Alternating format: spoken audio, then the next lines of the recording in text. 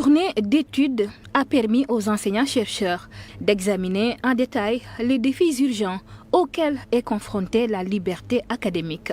C'est tout l'enjeu du chercheur. Le lien entre le chercheur et le savoir crée des obligations du chercheur par rapport à ce savoir, et ce savoir il est validé en fait par les pairs. Donc la liberté académique est déjà une liberté professionnelle qui doit être protégée. L'un des obstacles majeurs aux libertés académiques demeure, d'après les experts, l'ingérence du politique dans le monde universitaire.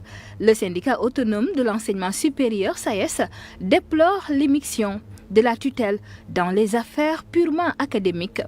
Nous le savons, le ministère de l'enseignement supérieur a récemment violé allègrement, en se félicitant, bien sûr, par un communiqué, d'avoir violé un décret et deux lois. Vous l'avez constaté, c'est bien sûr l'ingérence du ministère dans l'orientation des bacheliers.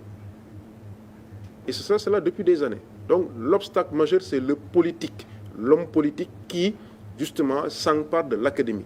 Et la communication que je vais faire tout à l'heure, elle va entrer dans ce cadre-là. Donc c'est le ministère qui, à travers des décisions vraiment impopulaires, s'accapare des prérogatives des universités. L'Union syndicale africaine de l'enseignement supérieur a été mise en place vendredi 7 janvier 2025 à Diamniadio. L'organisation se veut un cadre d'échange plus élargi pour une meilleure défense des droits des enseignants-chercheurs. De la même façon que les États se réunissent au niveau communautaire dans des organisations, nous, en tant que syndicats africains, nous prenons notre destinée en main en nous réunissant pour collaborer davantage à la résolution de ces problématiques. L'USAES compte plus de 10 pays membres, dont le Bénin, la Côte d'Ivoire, le Sénégal, le Burkina Faso. Cette rencontre sur les libertés académiques intervient dans un contexte de célébration des 40 années d'existence du SAES.